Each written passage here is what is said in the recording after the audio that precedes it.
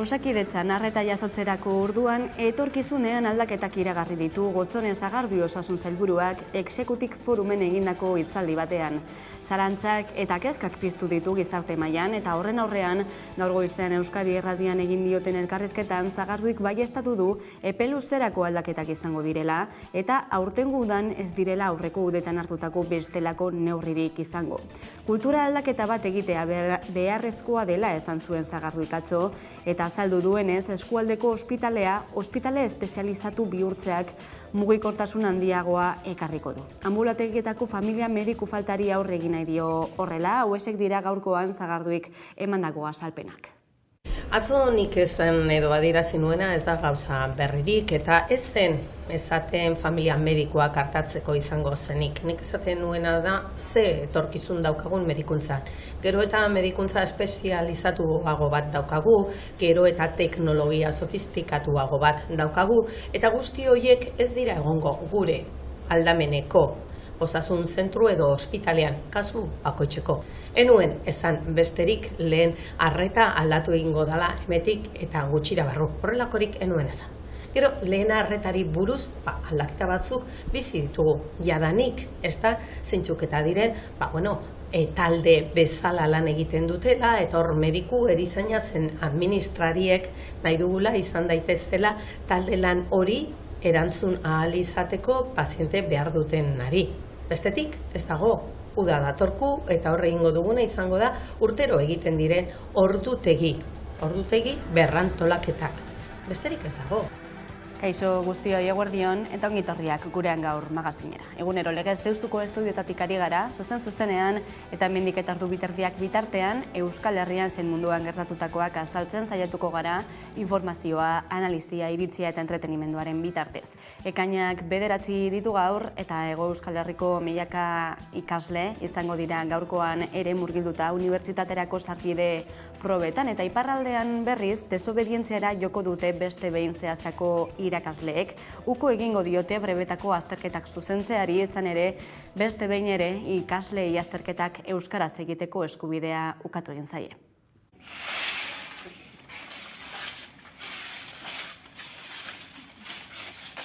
Zuta aurten indar berriturik du garela.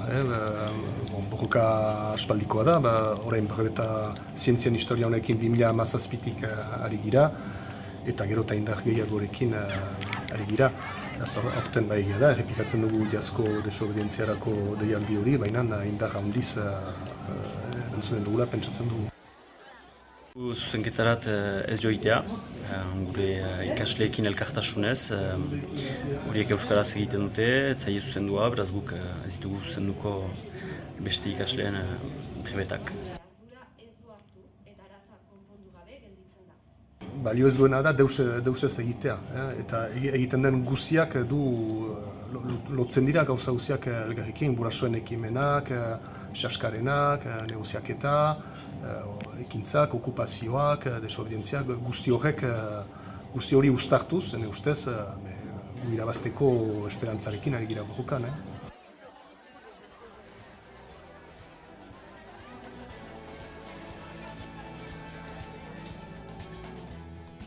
Gure esku dago plataformak autodeterminazio eskubidearen aldeko ekintza iragarri du, uztailaren 2an, Kataluniako erakundeekin batera antolatuta, Pirinioetako 300 gailur argiztatuko dituzte. Pirinioak argiztatuz, herrien autodeterminazioaren alde nazioarteko komunitatearen arreta bereganatu nahi dute antolatzaileek, ekimenaren helburua aktibazioa dela nabarmendu dute, eta Eusko Legebiltzarrari burujabetzari buruzko eztabaida berraktibatzeko eskatu diote, era berean, ekainaren 22an. Bestalde harrera duina eskatzeko gau osoko kontzentrazioak egin dituzte Euskal Herri osoan zehar, 7 hiriburu desberdinetan, migratzaile taldeek eta harrera sareek antolatuta. Diskriminazio ez da eta harrera duina aldarrikatu dute, eta erakundei dei egin diete oinarrizko eskubide horiek bermatzeko.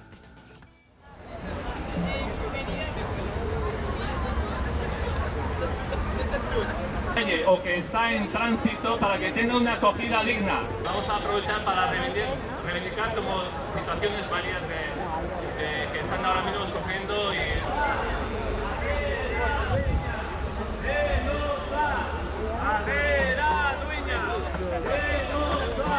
ez dago argudiorik pertsona batzuk kanpoan zergatik uzten dituzten justifikatzeko.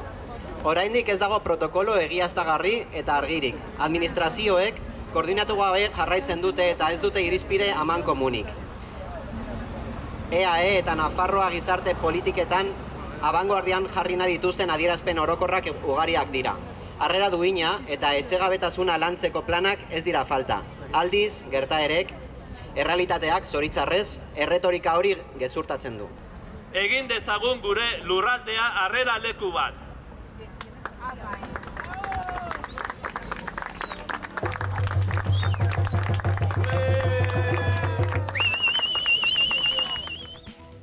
Eta nazioarteko antropologia feministaren kongresua hasi dute dagoeneko Donostian. 100 ikertzaileek eta adituk euren lanak aurkeztu eta eztabaidatuko dituzte bihar artera luzatuko den kongresu horretan. 5 mahai inguru izango dira eta xehetasun gehiagoren bila. Pantailaren beste aldean daukagu Marta Luxan soziologoa. Eguerdion. Eguerdion. Bueno, lehenik eta behin. Ondo. Zer moduz doa lehen egun hori? Bigarren eguna, hobeto esan da. Bai, atzoko eguna eta gaurko goiza oso emankorrak izan dira, denetarik egin dugu. Bai paneletan komunikazioak entzun, mahai inguruak eta atzo gabazteriki poteo bat egin genuen Antiguako kaletatik. Erantzuna beraz, ona izan dela esan daiteke. Zertan datza edo zein ekarpen egin nahi dio kongresu honek? Kongresu honek ekarpen hirukoitza edo egin nahi du, ez? Alde batetik antropologia feministak antropologiari orokorrean eta gizarte zientziei orokorrean egiten dizkien ekarpenak eta gaur egun dituen eztabaidak eta erronkak teorikoki zein metodologikoki aztertzea, hori litzateke, ez, helburutako bat. Bigarrena bai Euskal Herrian eta baita ere nazioartean, ez, garatzen ari diren ikerketa lerroak eta beraiek zeharkatzen dituzten faktoreak aztertzea, zer eragiten ari den, eta nolatan ez, nolabait ez, antropologia feminista eta feminismoaren eta orokorrean ez, gizartearen artean dagoen harremana berrikustea, ez, iruditzen zaigulako ezin daitekela izan, akademia barruan geratzen den zerbait, ezin dugu antropologia feminista ulertu, ez, mugimenduarekin dugun harremanari begiratu gabe. Hauek izango lirateke kongresuaren, edo kongresuak egin nahi dituen ekarpenak. Gainera, pandemiaren ondorioz atzeratu egin behar izan duzue ekimena, aurtengoan bai, aurrez aurrekoa bermatuta auspatzen ari zarete antropologia feministaren kongresu hori, gainera ezan beharra dago Euskal Herrian lehenengo kongresu mota honetakoa dela, zein garrantzia du honek?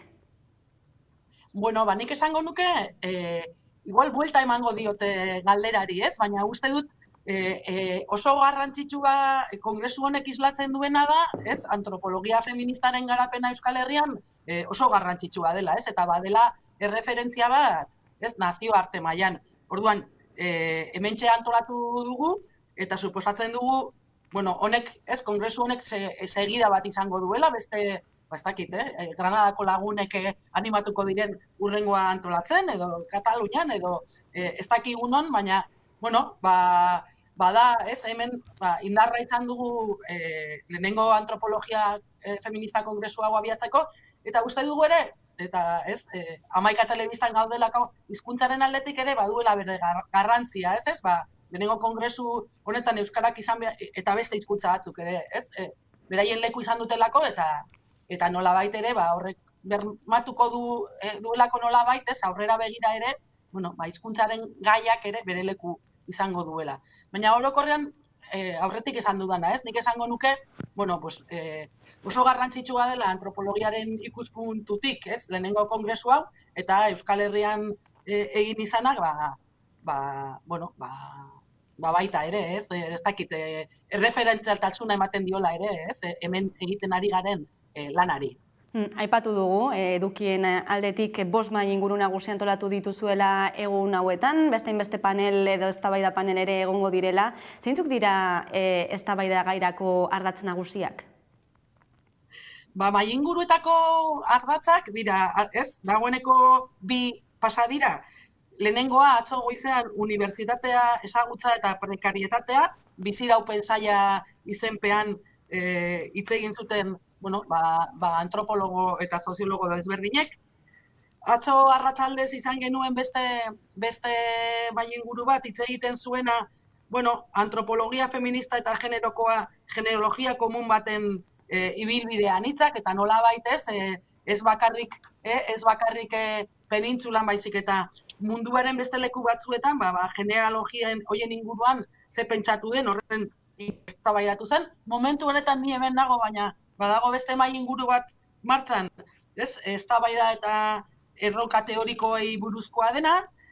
Gaur arratsaldez prozesu endografikoak eta ekarpen metodologikoei buruzko laugarren mai inguru bat izango dugu. Ni uste dut hemen garrantzitsua dela azpimarratzea,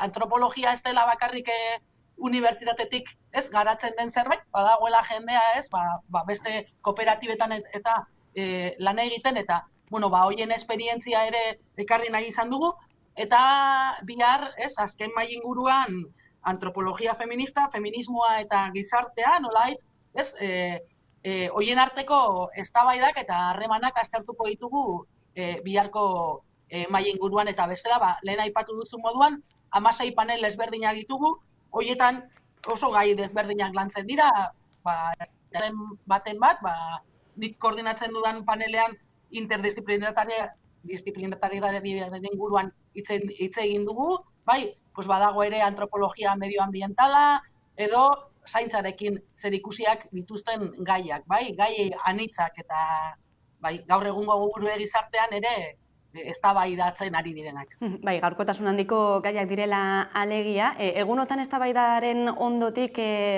jasotakoa nolabait edo nonbait jasotzeko ideia duzue, gerora aipatu duzun izan daitekeen jarraipen horri bide emateko?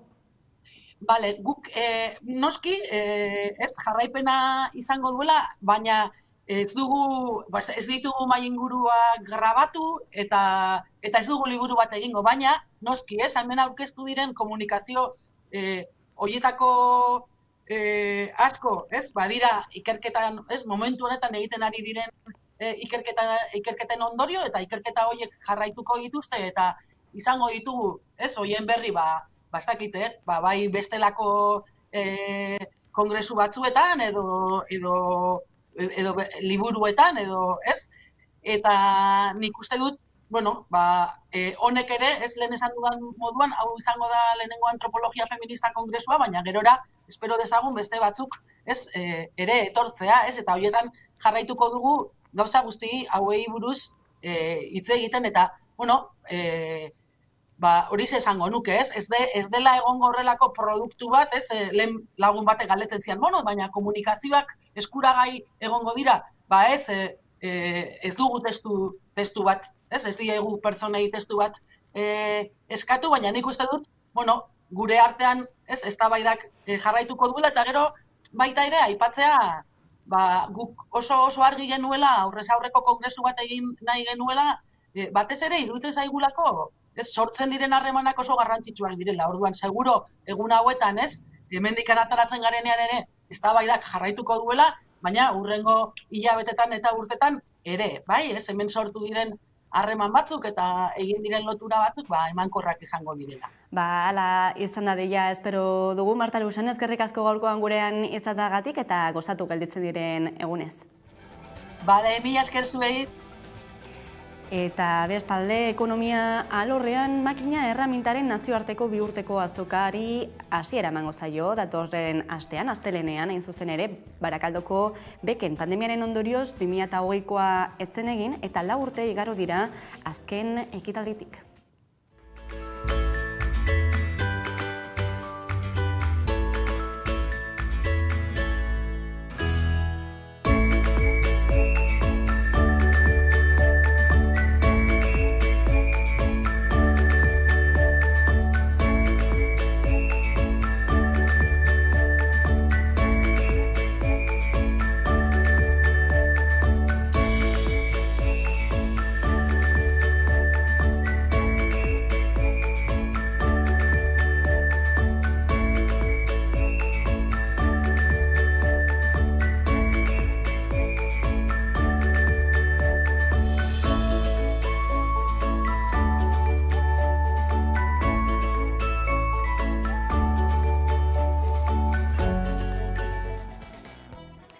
Eta argindarraren prezioa mugatzeko salbuespen iberiarrari argi berdea eman dio Bruselak urtebeterako. Udan Erbeo.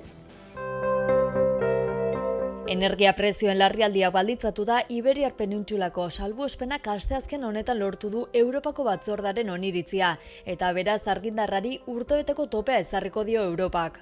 Erabakiaren ondorioz, Madrilek eta Lisboak argiaren prezioen gorakadari aldi baterako eta oizkanpoko eran eusteko asmatutako mekanismoa Bruselak modu kontzientean aztertu ondoren begi honez ikusten duela bermatu du.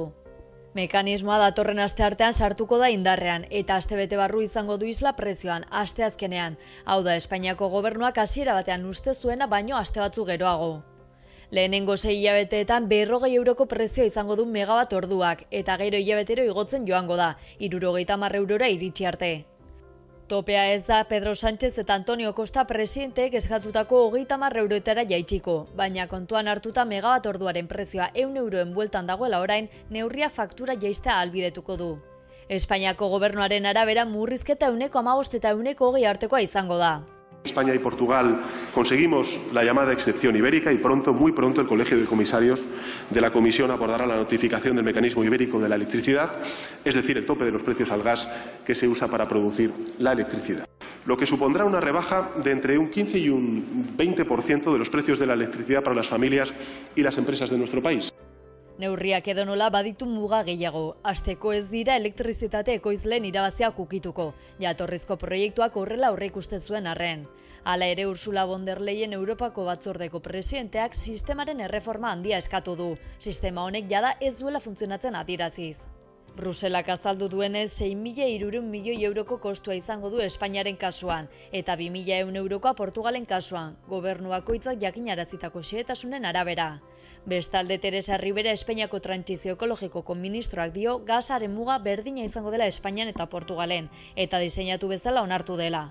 Hay un elemento fundamental que queda recogido en las dos normas y es que se van incorporando a contribuir a ese ajuste a posteriori según se van produciendo las revisiones mes a mes. Neurria 2023ko maiatzaren 31 arte aplikatuko da. Bestalde, krisi diplomatikoa piztu da Algeriaren eta Espainiaren artean. Algeriak kanpo merkataritzako operazio guztiak izoztuko dituela iragarri du. Algeriako banku eta finantza erakundeen elkarteak agindua eman du gaurtik hasita Espainiar jatorri edo helmuga duten merkataritzako operazio guztiak bertan bera usteko. Horrek finean, Espainiaren eta Algeriaren arteko merkataritza etetea ez da nahi du. Espainiako gobernuaren arabera ordea ez dio honek eragingo gas hornidurari. Eta gurera itzulita pandemiaren etenaldiaren ostean, hasi dira hainbat herri eta hiriburuetan jai herrikoiak ospatzen. Asteburu honetan esaterako Igorreko jaiak ospatuko dira eta jai batzordeko kidea den Ainara Castillo daukagun pataiaren beste aldean, xetasun gehiago emateko. Eguerdion, Ainara. Eguerdion, Lairtea. Beno, 2 urteko etenaldiaren ostean, ezta, bueltatuko dira jaiak, gogotsu izango zarete, eta gainera, ezan digutenaren arabera, ekitaldi berriak, edo eta hobeto esan da, egitarauan berrikuntzak izango dira. Hori da, bai. Egia esan da jai batzordeak ilusio handiega sartu da, antolatu da aurtengo jaiek, eta etenaldi ostean gogo handi eta jaietarako, edozein herriko jaietarako, eta aurten egitarauan gauza bi nabarmendu aldoguz. Lehenengo berrikuntza da, 2. larun batean herri bazkari izango dela, oin arteño beti indogu eguenean, eta aurten azkenean eguenetan herritarrak egoten garen ez lanean eta umeak eskolara joaten danez, indogune da eguenean mozorro gau ifini, eta 2. larun batean zapatuen ifiniogu herri bazkari. Eta holan gure dauenak eta aldaurien pertsona gehi guztiek aldire joan herri bazkari disfrutetan. Eta gero 2. berrikuntza aipatu behar dana bai da, herria apainduteko, zapierraldoi batzuk hartu duguz, eta elkarte eta kuadrile guztie, logoak marrazkik edo hitzak marrastu dauriez zapietan, eta horrik zapiek herritik zeharripiniko guzela. Moldaketa horiekin entzun daiteke, adin guztietarako egitaraua izango dela, ezta? Adin guztietarako jaiak azken finean. Hori da, bai. Garrantzitsu da aipatuteko bai, aurten parte hartze handie dauela, kuadrilla asko animau indire olimpiadatan da ekintzetan parte hartzean, eta azkenean gehien nabarmendu duten dana Igorreko jaietan fama handiena ekona, edo gehien nabarmendua dugune da paella eta tortilla lehiaketak, rally humoristikoa, eta Ribazkari edo afariek horrik dire gehien nabarmendu aldugu zenak. Bihartik aurrera beraz hasiko dira Igorreko jai horiek, zer espero duzue aurtengo jaietan? Hombre, importantena da azkenean danak disfrutatutea, giro ona egotea, edozein motatako erasoak alde batera itxi behar direla, hori jaiak ondo pasetako direla, eta jai batzordetik espero dugune da jai bakedunek eta respetuegaz disfrututea. Hori tolerantzia eta respetuegaz. Alas espero dugu hemendik ere, oso ondo pasa bihartik aurrera, Ainara Castillo, eskerrik asko gaurkoan gurean izateagatik. Eskerrik asko zuri. Eta kulturarekin jarraituta, Martutene eleberriaren irakurketa jarraitua egin zen atzokoan, Arriaga Antzokian, Bilbon, izan ere 15. irakurketa jarraitua izan zen, eta horretan 200 pertsona baino gehiago hartu zuten parte.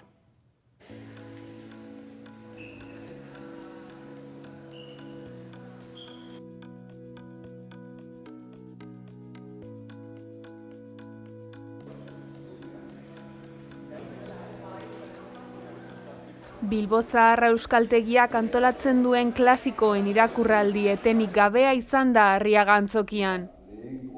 Aurtengo edizioa 15. da eta 200 lagun inguruk hartu dute parte ekitaldian Ramon Saizar Vitoriaren Martutene eleberriko pasarteak irakurtzen.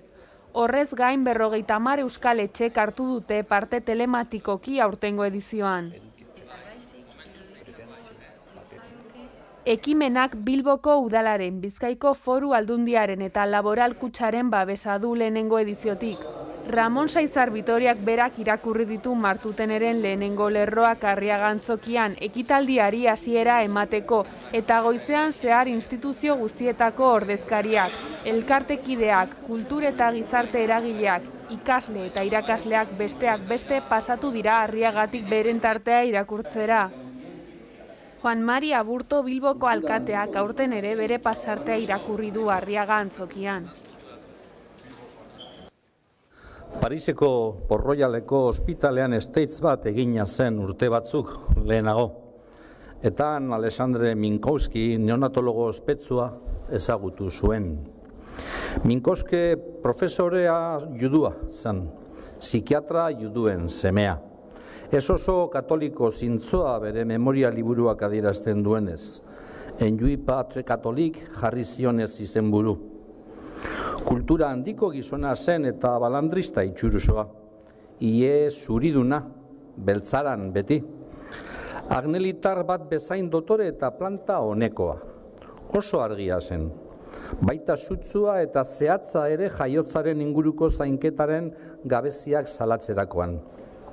Ez da inoiz antziko ezagutu zuen egunaz. Zerbitzua erakusteko bildu zuen atzerriko egoiar talde bateko partaidea zen abaitua. Albo botoidurako lepo luzea eta mauka motzak zituen jakazuria soinean azaldu zen profesorea. Hitzik atera gabe. Zainketa intentsiboko gunera eraman zituen jolzabal eta argian barrena.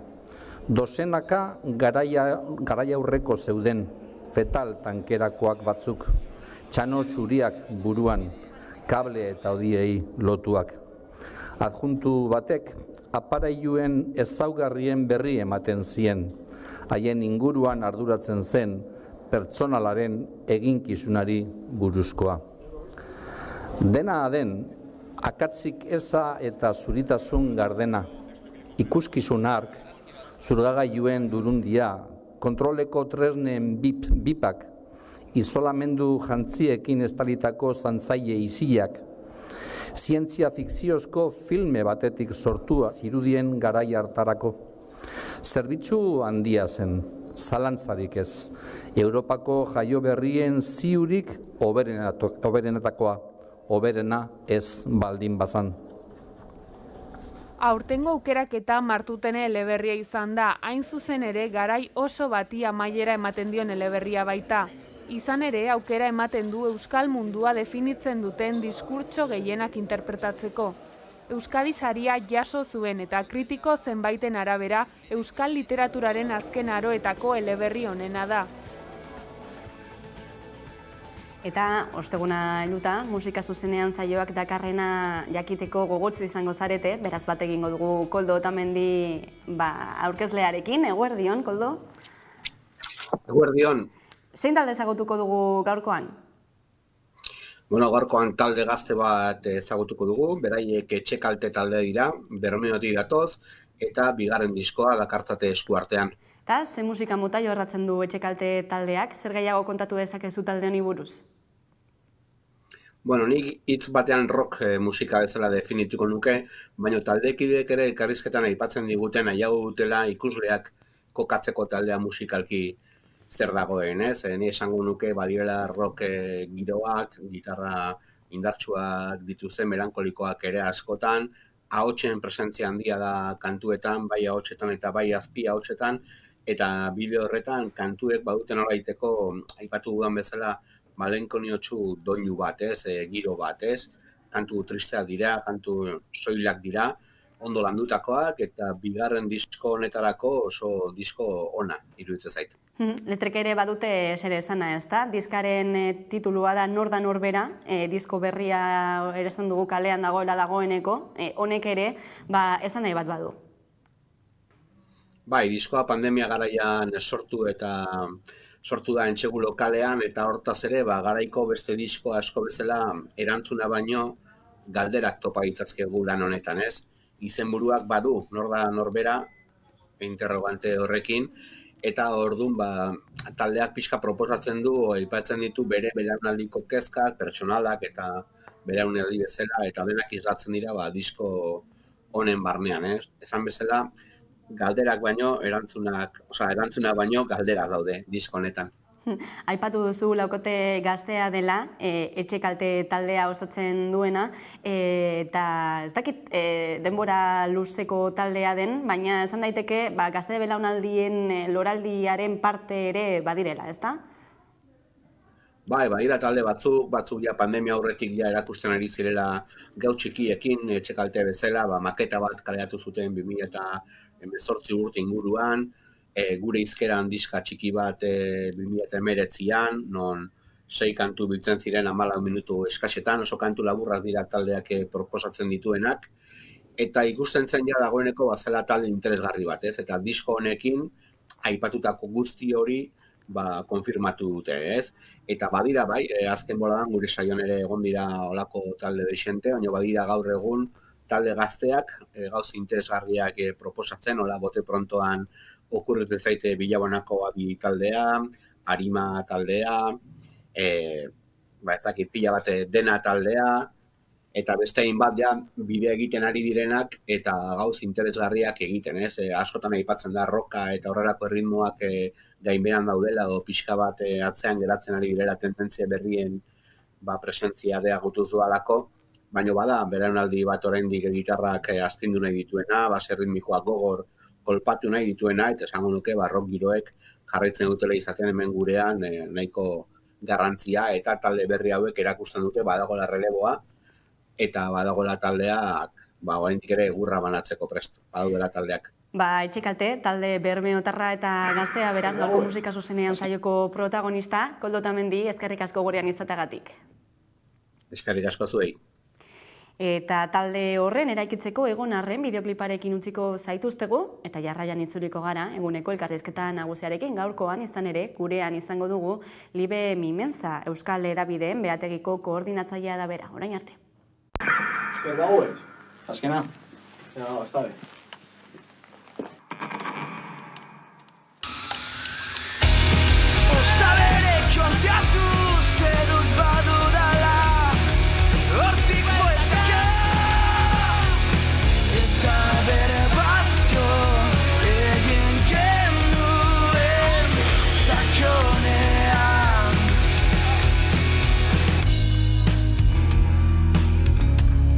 Zerote zen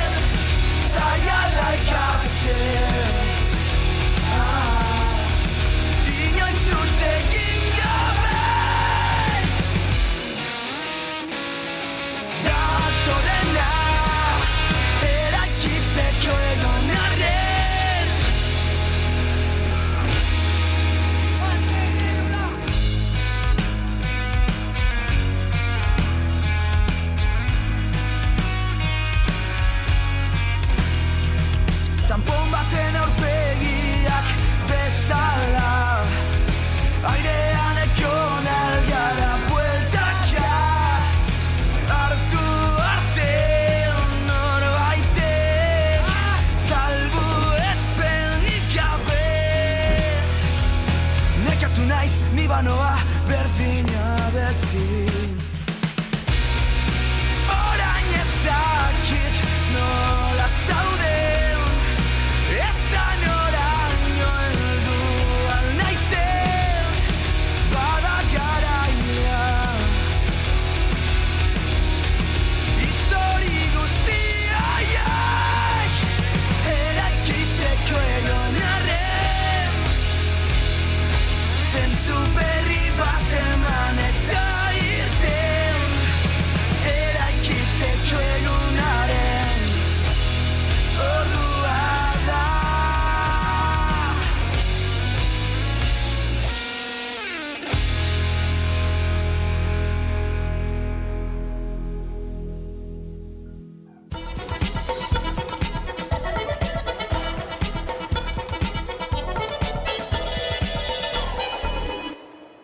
Eta egunero legez, eguneko elkarrizketari atea irekiko diogu, eta horretarako gaurkoan gurekin daukagu Libe Mimenza, Euskal Hedabideen Behategiko koordinatzailea, eguerdion, eta ongetorri. Kaixo, eguerdion, eskerrik asko.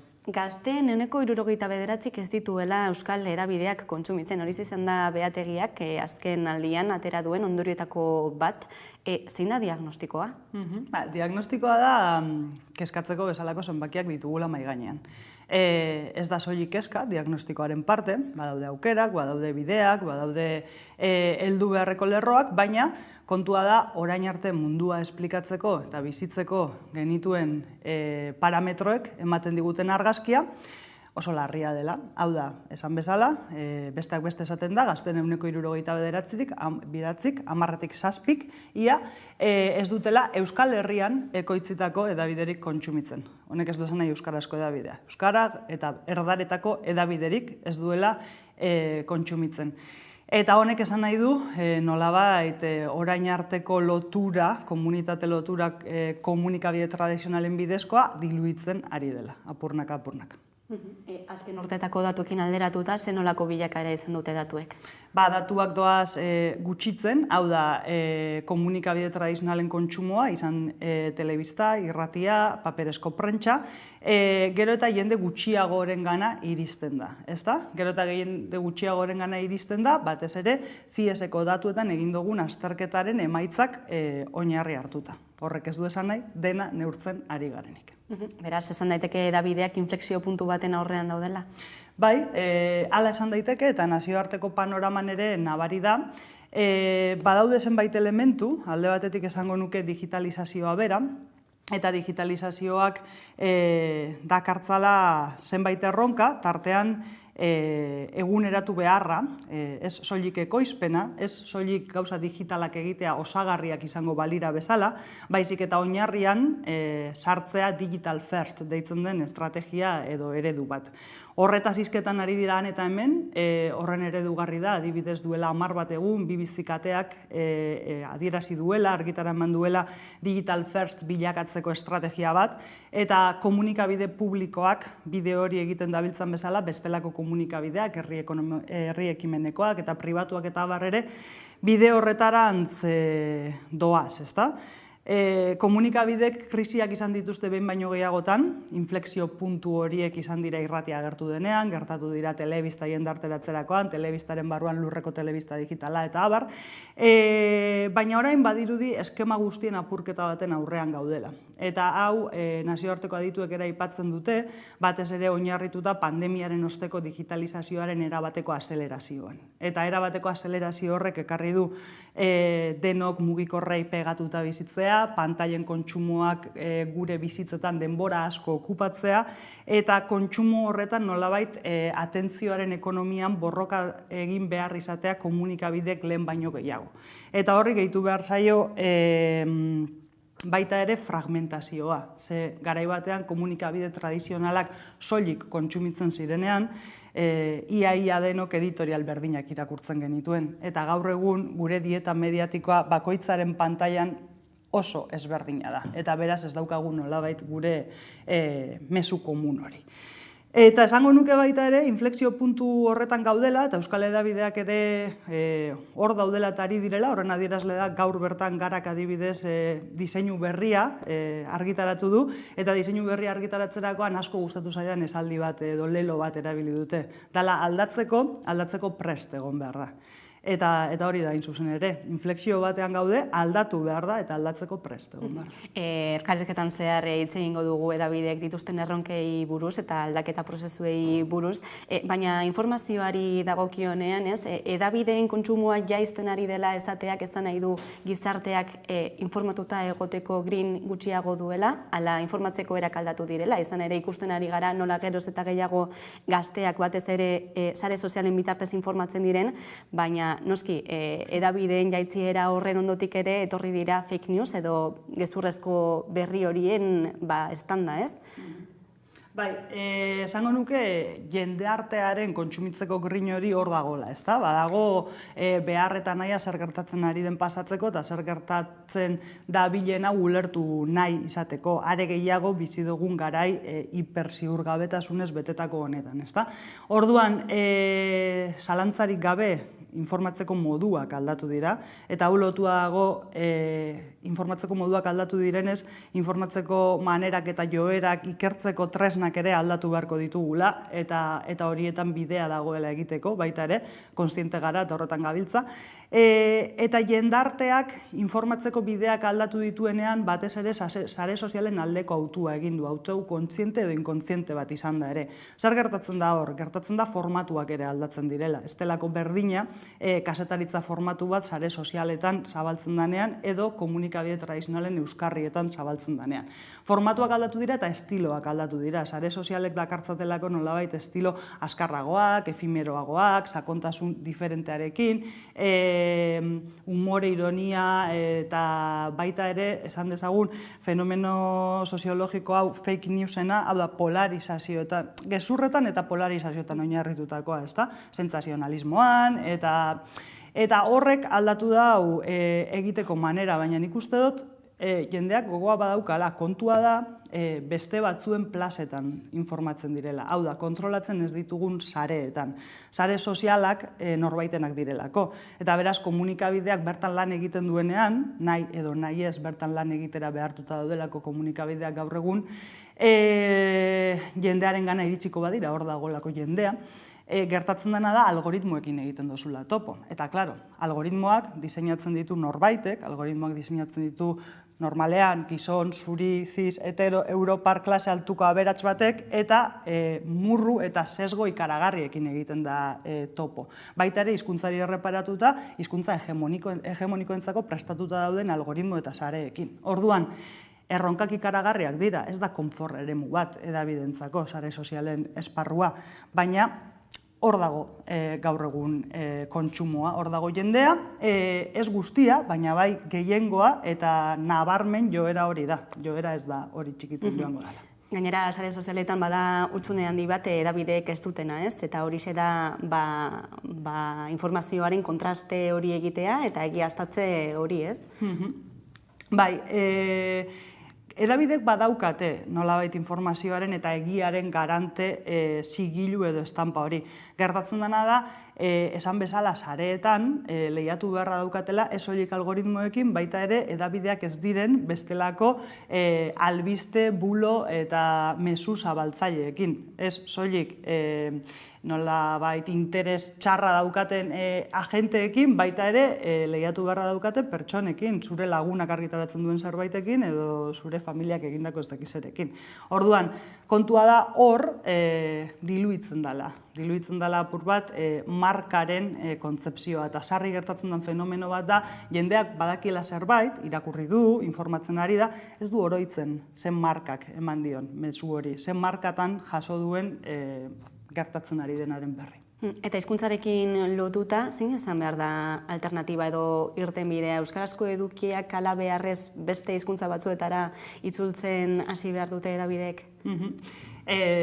Galdera zaila da, galderari bueltaren eman diezaiokegu. Hau da, hasi behar dute hedabidek ala beharrez, hedabidek ezer ez eginda ere, teknologiak berak jada egiten du hori. Ja sugeritzen dizkigu botoiak itzultzeko guk nahi ez dugun kasuetan ere.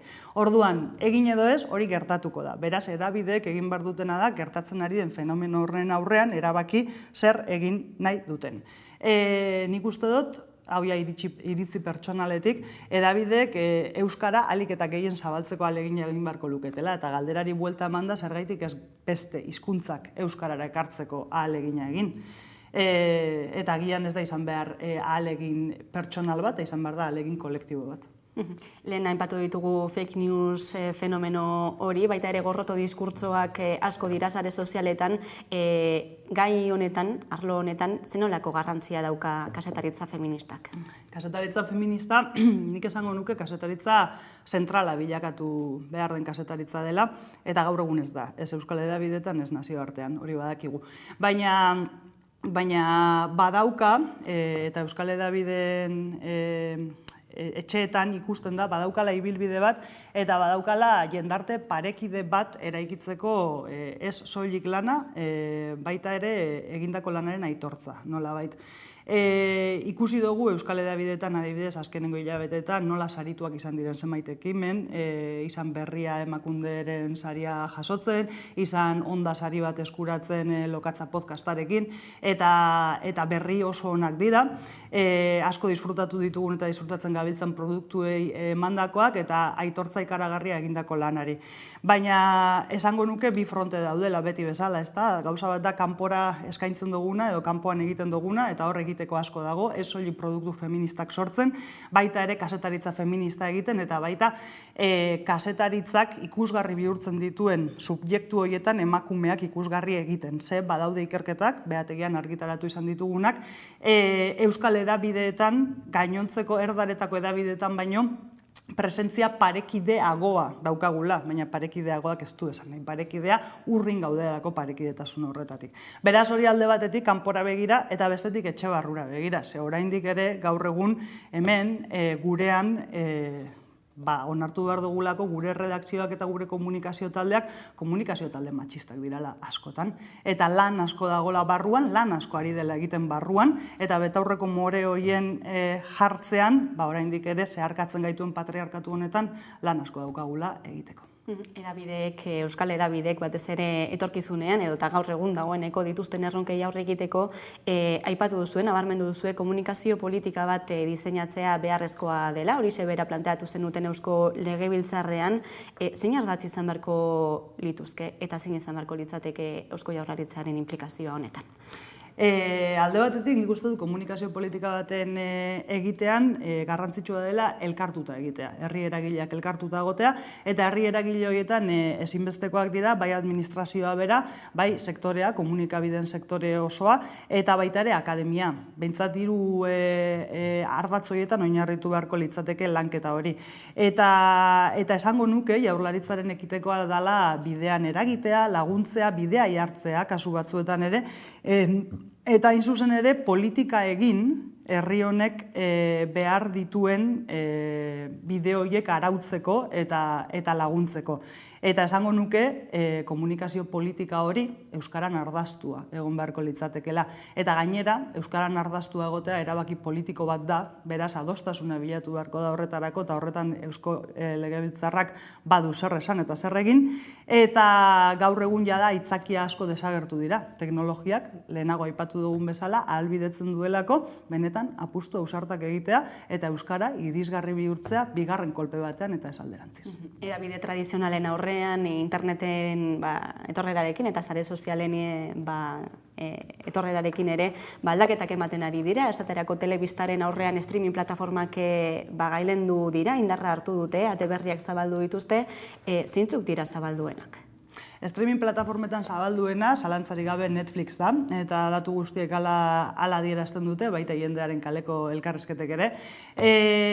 Gertatzen dena da, bere alboan ere badaudela garrantzia hartzen ari diren agenteak, ezta? Esan dezagun Disney, aipa ditzakegu baita ere kirol erretransmisioak, zuzenezkoak, eta ikusten da nolabait dibertsifikatzen ari dela apur bat tematikoki nitxo eta plataforma ezberdinak eskainiz. Eta gero badaude merkatu alternatiboagoak ere bestelako ikusentzune lehentasunezko batzuk kokatzeko. Hau iraultza bat izan da, eta aldaketa hau erabatekoa da. Eta hemen ere, berriz ere, importanteak dira algoritmoak, baina soilik hori da ikaragarrizko eskaintza hau, seria kontsumitzeko manera konpultsiboa, apur bat bulimikoa ere badana zati batzutan, eta hor gaude, eta gertatzen dena da, euskara oso urria dela. Hori izan daiteke beste adibide bat euskararen diagnostiko horretan behin eta berriro adierazten dena ezagutzaren eta erabileraren arteko arrakala dagoela. Bai, ezagutzaren eta erabileraren arteko arrakala dago, baina beti ez da erabilera hori gure gain jarri behar. Hau da, kasu honetan, streaming plataformen itxaso zabal horretan, nik euskal subjektu eta pertsona konprometitu eta kontziente bat izan arren, ezin dut naita ere euskaraz kontsumitu. Eta hau, bada oztopo bat erabilerarako. Eta beraz hor badira, neurriak jarri aldiranak erabilera horiek zabaltzeko. Izan azpidatzeak, izan bikoizketa, eta herri estrategia bat behar da horretarako. Behar da herri estrategia bat, hizkuntzan oinarritua, baina teknologiaren eskutik eta digitalizazioaren eskutik doana. Eta ez horren beste arloz arlo partxe edo neurri zehatzak jarriko dituena. Izan behar da zerbait transbertsalagoa.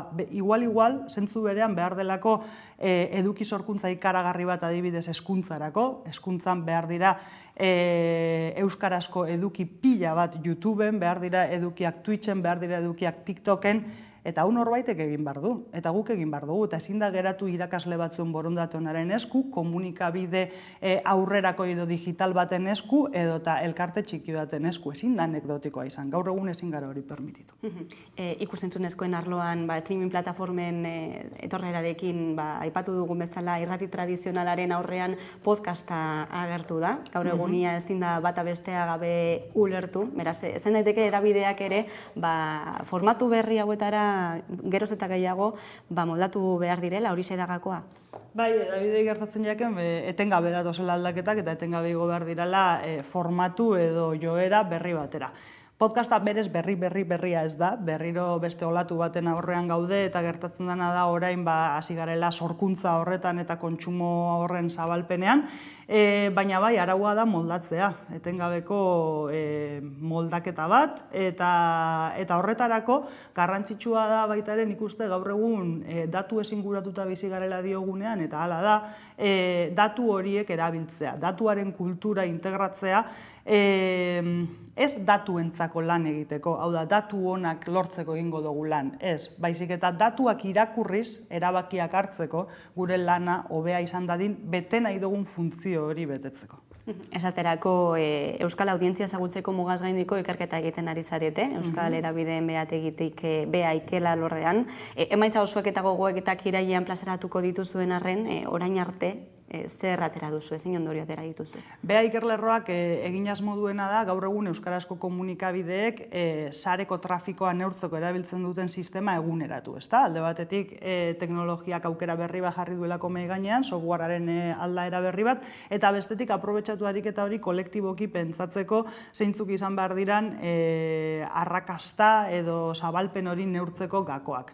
Orain arte, egindako bidean ariketa bera jarri dugu, hau da, pilotuan parte hartzen ari diren 8 komunikabideei nolabait lagundu denak batera eta berdin jartzeko tresna, eta justu orain lanean gabiltza neurketa komun hori izango da aldagaien osaketan. Izan ere digitalizazioak erronka asko ekarriko ditu euskal edabideentzat edo edabideentzat orokorrean, zeintzuk nabarmenduko zenituzke? Galdera potolo. Zereginak eta lanak asko dira, aipatu duzun bea bat da, beste batzuk komunikabide zehatzetan egiten direnak, kolektiboan egiten direnak. Digitalizazioak dakarrena da esparru askotako lana. Badago algoritmoi lotutako lan bat egin beharko dena, badago itzulpengintza eta hizkuntza teknologien integrazioaren bidean egin beharko den beste lan bat. Digitalizazioak badakartza ere erredakzioen digitalizazioak, izan CMS-ak, grabaketa gailuak eta beste, baina askotan, azken puntu horretara joaten gara digitalizazioan pentsatzen, ez da digitalizazioa aipatzen dugu eta tresnak eta teknologia etorz burura IKT-ak, informazio eta komunikazio teknologiak. Nik esango nuke garrantzitsua dela horra iritsi aurretik digitalizazioa pentsatzea ikuspuntu bat bezala. Eta digitalizazioaren lehen urratsa izan beharko litzateke lidergo diran talde horietan eta baita lanean dauden talde horietan ikuspuntu digital hori integratzea, eta hori pertsonetan gertatzen da. Eta horretan jarri beharko genuke lehenbizi indarra. Gaur egun, honen aurrean gauden agente eta pertsona guztiok, txertatu dezagun txip digital hori gero tresna eta euskarrietan pentsatu ahal izateko. Eta, bigarren parte hori egiteko, beharko da lagundu, eta administraziotik ere lagundu, berrikuntza deitzen den bidea edo deitu aldana trantsizio digitala edo deitu aldana komunikabide garaikide eta modernoak izateko egin behar dugun hau laguntzeko, baita ere injekzio finantziarioa. Libe, Mimentza Euskal Hedabideen behategiko koordinatzailea, mila esker gaurkoan Hamaika Telebistan gako hauek guztiak emategatik. Eskerrik asko zuei, hurren arte. Eta tarte bat eta jarraian solasaldiari ekingo diogu, gaurkoan gurekin izango dugu Nekane Gartzia eta Ramon Barela, orain arte.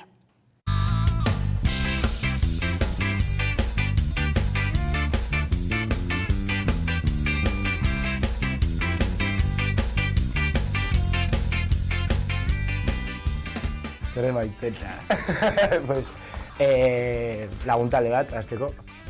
Dola urte batzuk beste talde batean elkartu ginenak, eta handik urte batzutara proiektu aldaketa bat egin, eta baitzera sortu zen beste aurreko proiektu horretatik. Seriotasun puntua emateko proiektuari, ikusten genuen pixkat estankatuak gaundela aurreko proiektuarekin, ez genuela aurrera egiten, eta esan genuen moztu dugu hemendik de zero, eta hartzen dugu beste proiektu bat, eta hasi ginen beste proiektu bat, konposaketa lan bat atzetik, eta konposaketa lan horren ostean atera genuen lehenengo diskoa. Aurrera eta atera, inokitan ez duzun indarra. Nik bakarrik grabatut bigarren diska, baina hasiera batean bai zegoela igual eska kutsu handiago batez, eta bain bigarren diska honekin jasaiatu gara gehiago funky estilora eramaten gure estiloa. Eta estilo berri hori bilatzen eta guk uste finkatu dugula edo lortu dugula ere. Zerbait desberdina egitea, guk entzuten dugun musika nolabait jotzea edo.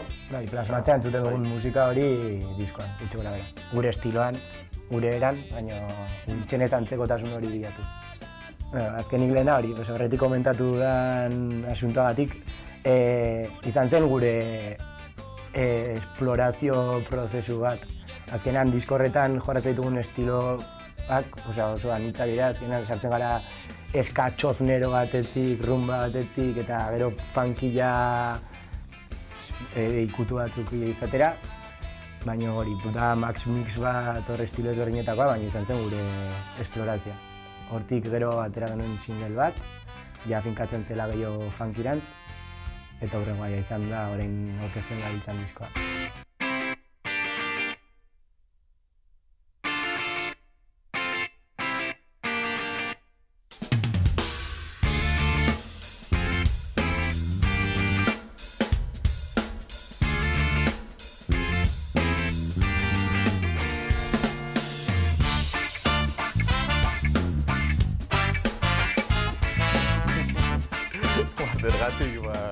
Ez dakit zergatik, nahi genuena, hasiera batean ez genuen oso argi zehizen buru jarri eta azken orduko gauza izan zen erabaki hori. Baina, jolastu nahi genuen pixka bat hitzekin ez, hankasartu, igual hankasartze bat izango zelakoan edo ez genekien, baina, eta hitzioko horrekin, funky estiloa bilatzen genuelako eta hankasartu. Kritika sozial nahikotxo, gizarteari, bizipen ezberdinei, eta egunerokotasunean bizitzen ditugun gauza ezberdinei buruz zeiten horrekorra. Hombre, niretzat desberdintasun handiena da taldean ditu dela, ez? Gehitu dugu beste abeslari bat, gehitu dugu teklatu bat, eta batzutan ere saxofoia jotzen duena, eta niretzat desberdintasun nagusiena hori da, jende gehiago gaudela, eta ja zentratu garela estilo zehatz batean, eta ez dela gauza zabala eta remix bat. Hasi zen batez ere kuarentenan. Kuarentenan egon ziren batzuk hor tiraka, proiektua ez itzaltzeko, eta egon ziren base ezberdinak egiten. Base horietatik sortu dira bestiak, eta gero oian taldera sartzean, Oianek letra ezberdin pila zituen, eta joan gara letra horiek aurreko base horietan txertatzen, eta gero, azkeneko haizeak, retoke guztiak ondoren joan dira. Baina lehenengo oinarria basea, eta hotxa, eta gero gainontzekoa.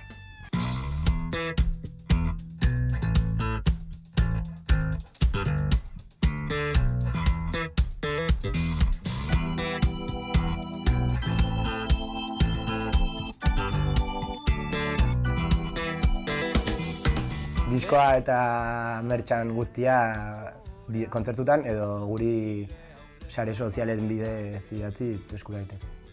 Eta azkenik, diska honekin eskerrak eman nahi dizkiegu, alde batetik Adrian Vallejori, berarekin grabatu dugulako diska, Iñaki Tristani diskaren eta merchandising guztiaren diseinuengatik. Sergio Liari, bideoklipen grabazioarengatik, Nesari bere parte hartzagatik, eta jasandako ordu pilaren grabazioarengatik, eskerrik asko. Baita kontzertuen hasieran daukagun introa grabatzen lagundu ziguten ahots eta soka guztiei eskerrik asko ere bai. Eta azkenik kuadrillako jendeari mertxanean azken kontzertutan egoteagatik. Bihurtzez mila esker.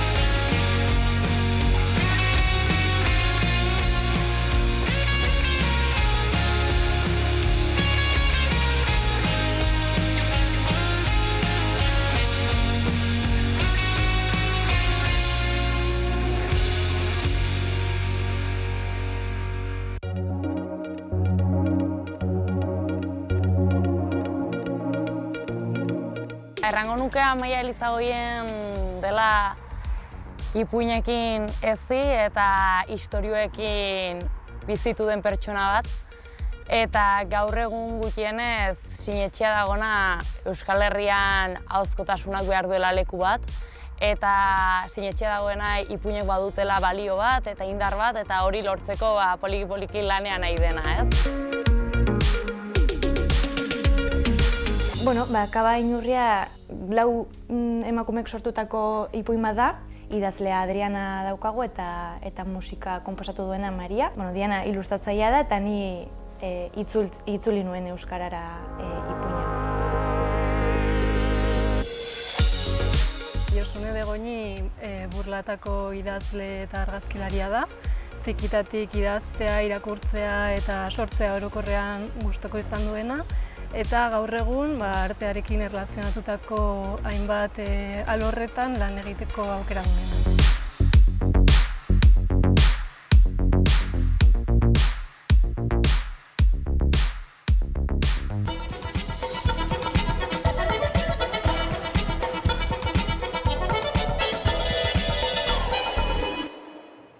Eta egunero lege, solasaldiari ekingo diogu, eta horretarako gaurkoan gurekin ditugu alde batetik Nekane Gartzia, eguerdion. Kaixo, eguerdion. Eta bestetik Ramon Barela, ongi etorri. Eguerdion, bai.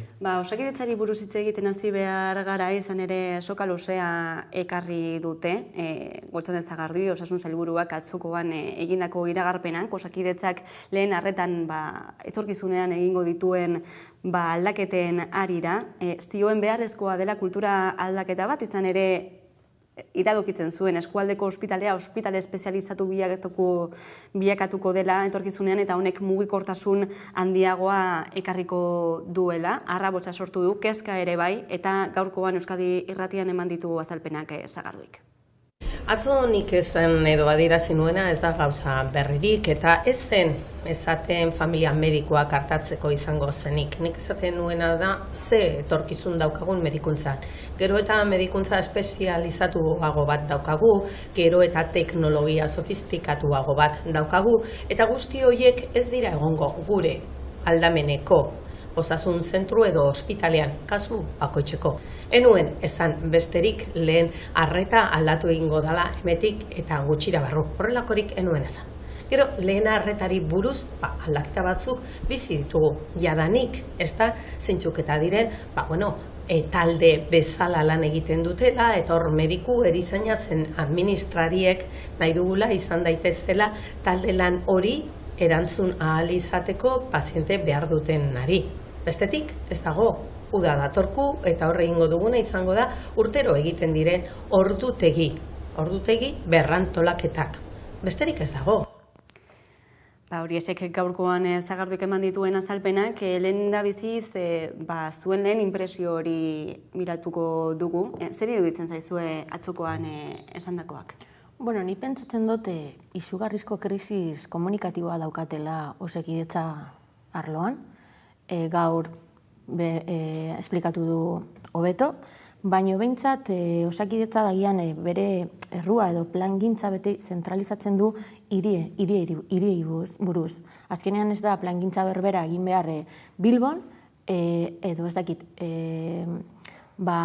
zaian ez, azkenean plangintza hori egin behar da begiratzen transporte publikoak nola diren, eta pizkat batzutan nabaritzen da agian plangintza egiten dutela hirieri buruz begiratzen.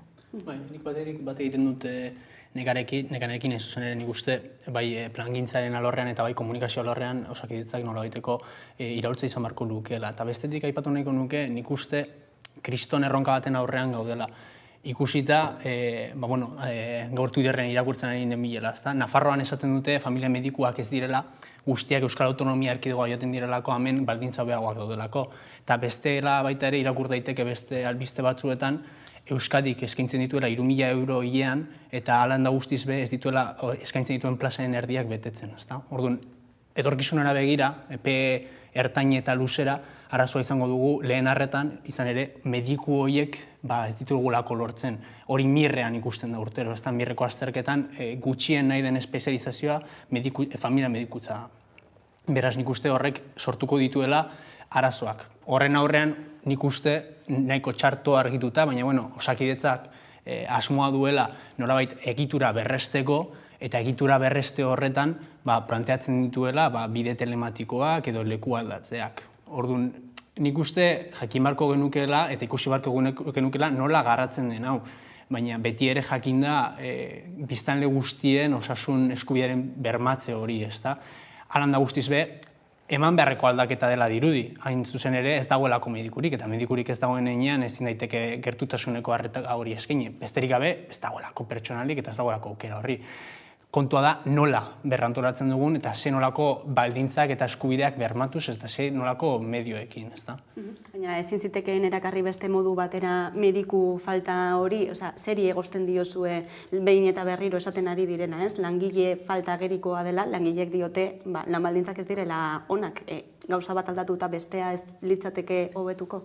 Nik uste bai dagoela klasismo pizka bat mediku munduan, ze azkenean denok nahi dute hori zirujanoa izan, eta ia inork ez du nahi pediatra izan. Orduan, nik uste dut analisi sakon bat egin behar dutela, unibertsitatetik fomentatzen hori pediatria eta beste espezialitateak. Azkenean, danak daukate lan baldintza honat, nik pentsatzen dut horrela, baina haien artean izugarrizko klasismoa dago eta denok nahi dute hori zirujanoa edo horrelako prestigioa duten formakuntza izatea.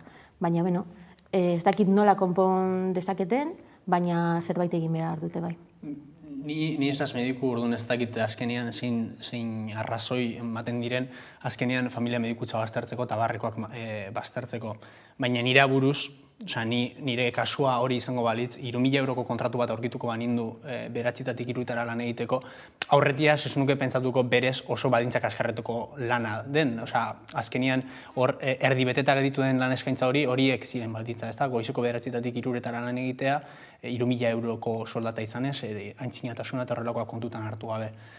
Nik uste, ez dakit klasismoa izango den, izan liteke baita ere, baina falta hori, langileen falta hori, ez dakit baldintzen hobekuntzak bete dezakeen edo ez, horren arira, egian soldata igoerak edo bestelako flexibilitateak hori aztertu barko litzateke, ez dakit inkesten arabera edo programa pilotuen arabera ikusi barko litzateke, baina landa guztiz be ikusten da urtero, nolabait desprestigio hori egon badagoela. Eta zuk hitz egiten badin baduzu medikuntzako ikasle batekin normalean oso gutxik esaten dizute, nik mirra ikasterako orduan nik familiako medikua esan nahi dut, edo pediatra esan nahi dut, guzti nahi dute, nekanek aipatu bezala, ez kardiologo, zirujano eta bar izan. Orduan, horren aurrean, eta berriro nire aurreko argudioa ekarriz, egoera hola izan da, bi aukera ditugu. Batetik nekanek aipatutakoa, formakuntza alorrean prestigio hori berrekartzea, ez dakit lan baldintzekin baita ere egin daitekeen, baina baita ere gauza sozial bat dela esango nuke. Eta hortaz aparte, galdut hor hildoa, berregituratzea. Beti ere, aipatu bezala, paziente guztien eta erabiltzaile guztien osasun eskubide hori bermatuz, baina egian berregitura bat ekarri ahalko litzateke demagun. Arazo handia eta muina izan du osasun telematikoaren inguruan horrek ekarri ditzazkeen abantaiak eta desabantailek, ezta? Horren arian nik uste positiboa izan ditzatekelako, lankarga gutxitu ahalko lukelako eta etxetik arreta jaso bat dezakezulako, baina justo kasu oso konkretuetan eta bakoitzaren eskakizunean. Orduan, ez dakit horrelakoak, nolabait ere toki batetik lankarga kenduko lukete, eta beste batean jarri, eta horrelako ekilibrio berriak prestatu beharko ditugu, jakinda, Sagardui sailburuak aipatu bezala, egoera eta testuinguru teknologiko baten aurrean gaudelako, ezta? Eta beti ere, logikoa denez, erabiltzaileen eskubideak bermatuz. Eta berriro aipatzen dutena da, osasun sailetik da langile falta hori, ez? Batez ere lehen arretan, langile falta gerikoa dela, baina era berean esaten dute bermatuta dagoela kalitatezko zerbitzua, ez? Ez alda kontraestankorra? Bueno, kalitatea agian badago, eta nik uste dut badagoela, baina, klaro, azkenean enpleguaren karga altuago izango da. Azkenean balantzan jarri behar da. Behintzat ez dago barita magiko bat hori zuzentzeko, baina behintzat nituzte egon gara hitz egiten teknologiari buruz, baina, klaro, azkenean jende askoz eta ez da gaztea, baizik eta aldrebez, ez? Azkenean balantzan jarri behar da teknologia eta arreta zerbitzua. Ze, klaro, gero gertatzen da gure aitit eta mamak ezin dutela beti egon telefonoz edo... Azkenean balantzan jarri behar da presentealtasuna eta bebai teknologia. Eta nik uste hor egon behar da prozesu sakon bat, erronka izugarria dagoela, baina behintzat ikusten da komunikazio arloan pizkat urduritasuna eta, klaro, azkenean instituzioak jendeari ez baldin badute konfidantza ematen, klaro, azkenean gatazka sortzen dira, gauzak txartu ulertzen dira, bebai denok dakigu nola garela, gauza bat ulertu dugu eta egiten da txaskarrillo bat eta nik pentsatzen dut aldatu beharko dute bebai komunikazioa oso txarra izan ari da pandemian eta orain bebai.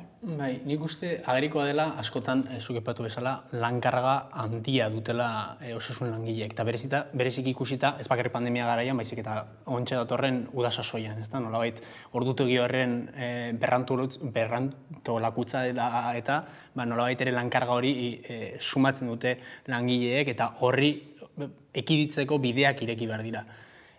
Langileen faltak hor sortzen du kalitatearen beherakada hori, hain zuzen ere, ez dalako berdina mediku baten lehen pazientea izatea edo eguneko 10garrena, 15garrena, 20garrena eta ez dakit zenbat 10garren pikugarrena.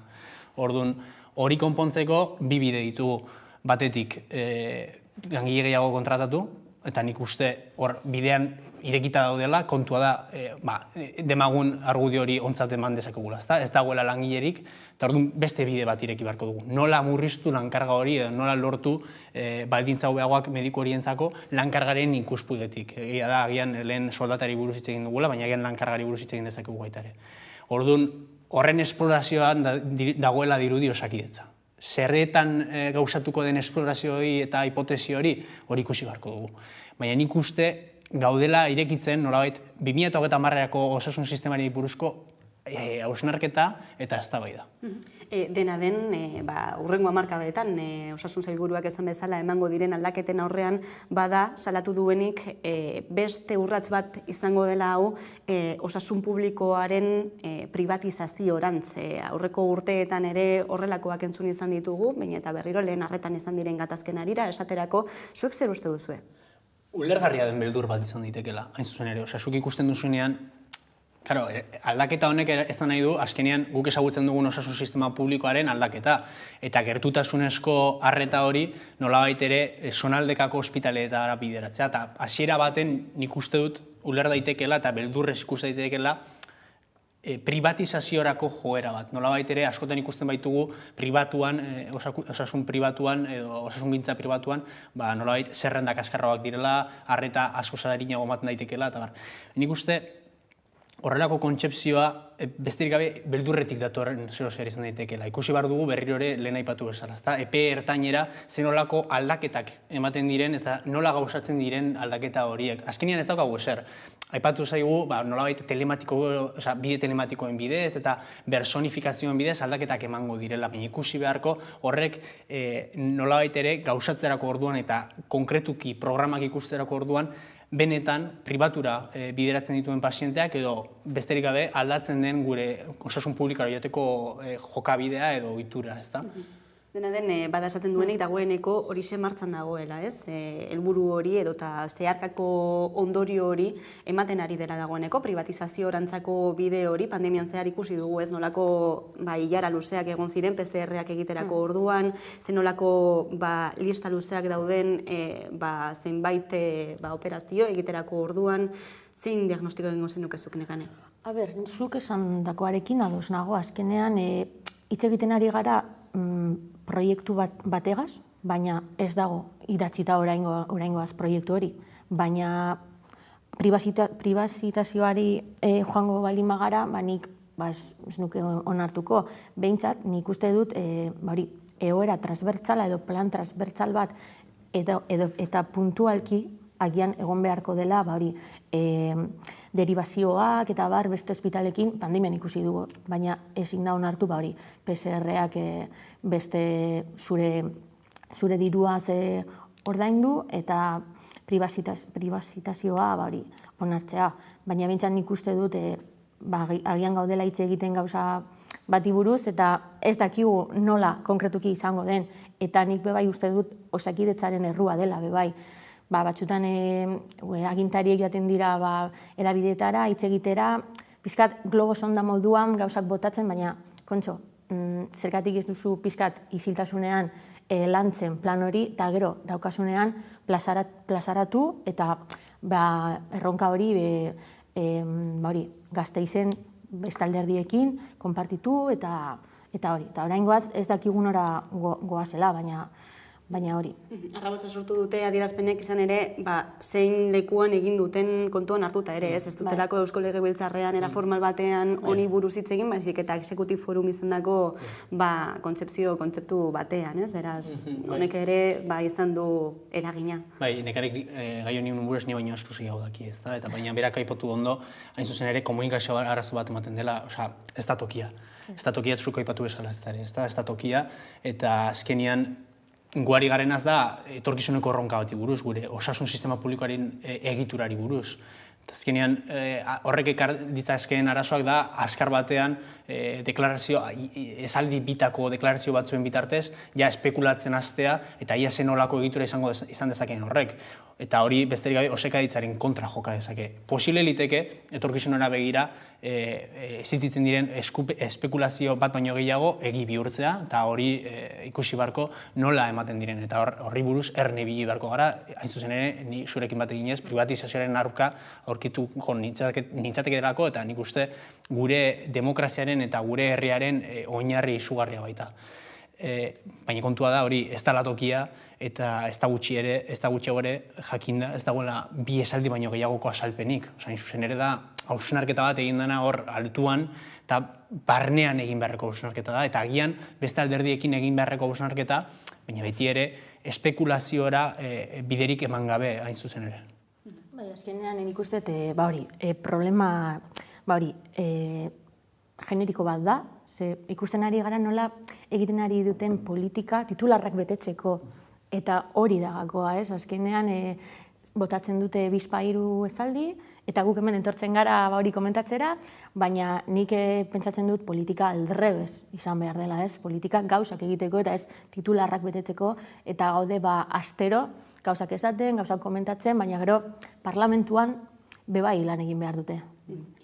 Gaiza datuko dugu izan ere azterketak egiteko orduan dira, milaka eta milaka ikasle Euskal Herri osoan zehar, batez ere unibertsitaterako sarbide hori izateko, eta iparraldera begira jarri behar gara beste urte bete zehazkako irakasleek brebetaren azterketak ez zuzentzeko autua egingo dutelako, desobedientziari beste desobedientzia ekintza bat egingo dutelako aurten ere, izan ere berriro ere ikaslei euskaraz azterketa horiek egiteko aukera ukatu zaielako, ikusiko ditugu.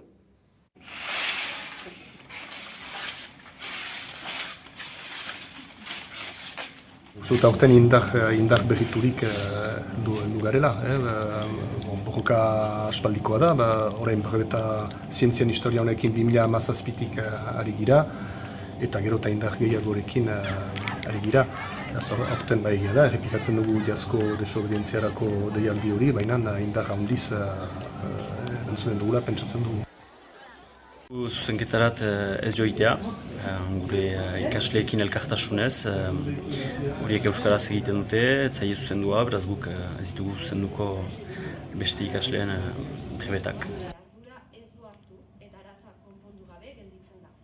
Balio ez duena da deus ez egitea, eta egiten den guziak lotzen dira gauza guziak elgarrekin, burasoen ekimenak, saskarenak, negoziaketa, ekintzak, okupazioak, desobedientziak, guzti hori uztartuz, ene ustez, irabazteko esperantzarekin ari gira borrokan.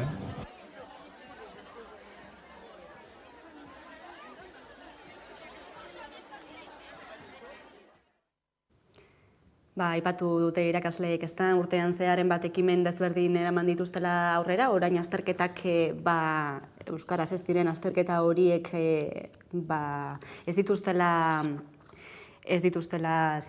zuzenduko, barkatu.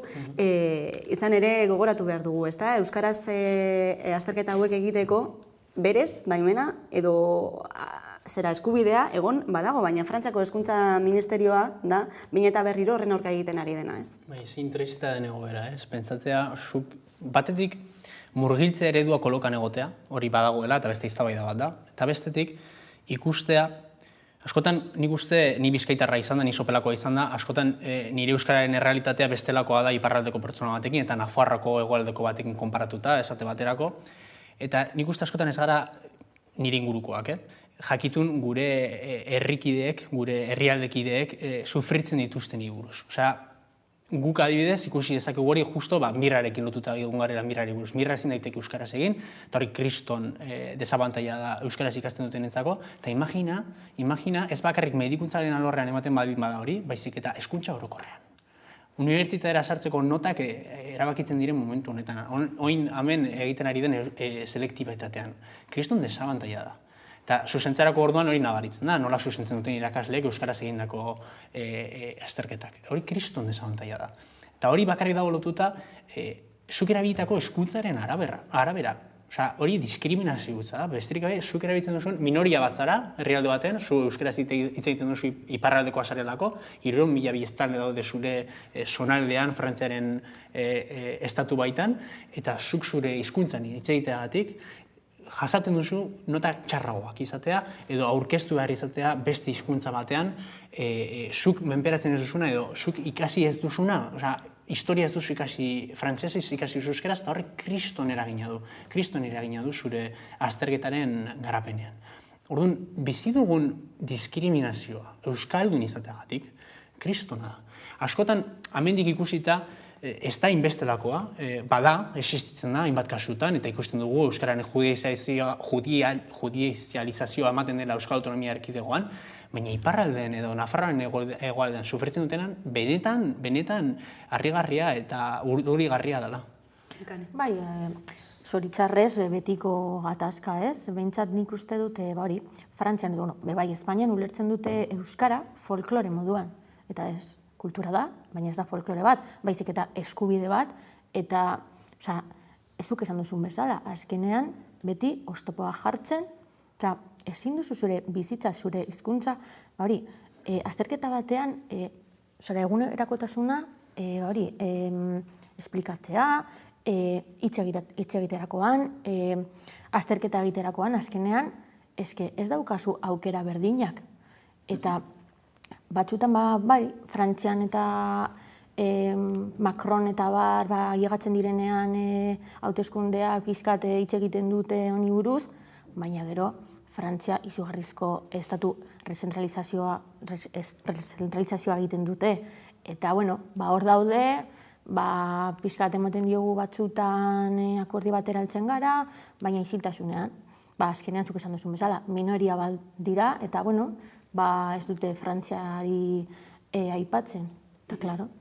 Baztertuta geratzen dira, beti. Eta eskubide bati buruzari garela, ezta? Euskaraz hitz egiteko eta euskaraz azterketa hauek egiteko eskubideaz ere. Eta eskubidez ari garela migratzaileen eskubideak bermatzea eskatu dituzte, Euskal Herriko zenbait hiriburuetan egindako ekintza erraldoi batean, lotan egon dira kalean, aldarrikatzeko, ez? Beraien oinarrizko eskubideak betetzeko dei egin diete administrazioei horiek bermatzera, eta batez ere bizitza duinik ez dutenentzat ere ikusiko dugu.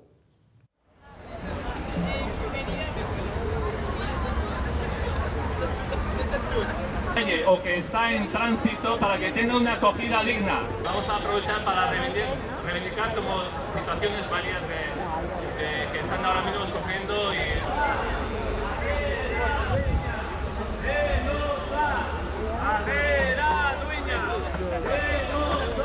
Ez dago argudiorik pertsona batzuk kanpoan zergatik uzten dituzten justifikatzeko. Oraindik ez dago protokolo egiaztagarri eta argirik. Administrazioek koordinatu gabe jarraitzen dute eta ez dute irizpide amankomunik. EAE eta Nafarroa gizarte politiketan abangoardian jarri nahi dituzten adierazpen orokorrak ugariak dira. Harrera duina eta etxegabetasuna lantzeko planak ez dira falta. Aldiz, gertaerek, errealitateak zoritzarrez, erretorika hori gezurtatzen du. Egin dezagun gure lurraldea harrera leku bat.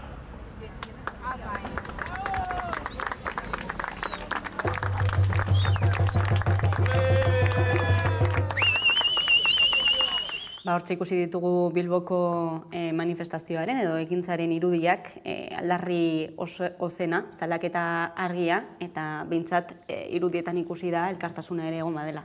Bai, azkenean bizizan gara nik deitzen diola errasismoaren dikotomia, ez? Zuria baldin bazara, libre pasatzeko, baina beste hiritik etortzen baldin bazara pateratik edo, hauek ez, baina Ukrainiatik datozenak edo beste lekuetatik, bai. Eta hemen izugarrizko errasismo eta onartezina da. Eta gero hitz egiten dugu, Zeuta da Melillaren arteko baiari buruz, Melillan, baina hemen zer daukagu Irunen, bai. Ni nekanarekin adoz eta elkartek eskatutakoarekin adoz eta besterik gabe pildora bat gehitzearren, nik uste uda latza izango dugula bereziki trantzitoan dauden migrantei buruz. Jakinda baita ere zinolako testu inguru geopolitikoan gaude. dakizuen ez, Europar Batasunak normalean auzoko herrialdei ordaintzen die bertan haien mugetan migranteak geldiarazteko, Marokori subsaharionak geldiarazteko, Turkiari Siriatik eta Iraketik etorritako geldiarazteko, baina oin Marokorekin aldaketak izan direla eta Espainia eta Marokoren artean zuzen ere, Algeriak bestelako jokabide bat izan dezake, eta Algeriatik Italiara eta Espainiara aski errezago heldu daiteke Marokotik baino. Orduan nik uste arazoak izan daitezkela trantsizioan ez bakarrik ailegatzerakoan dela azken finean gure gaian, baina nik uste uda latza izango dugula trantsizio migranteen egoerari erreparatuta. Ikusiko dugu ala den ala ez. Hemen utzi behar dugu gaurko solazaldia, eskerrik asko beste behin gurean izateagatik, Nekane Gartzia eta Ramon Varela, eta jarraian eguneko albiste nagusiak Carolina Suarez lankidaren eskutik. Ondo izan.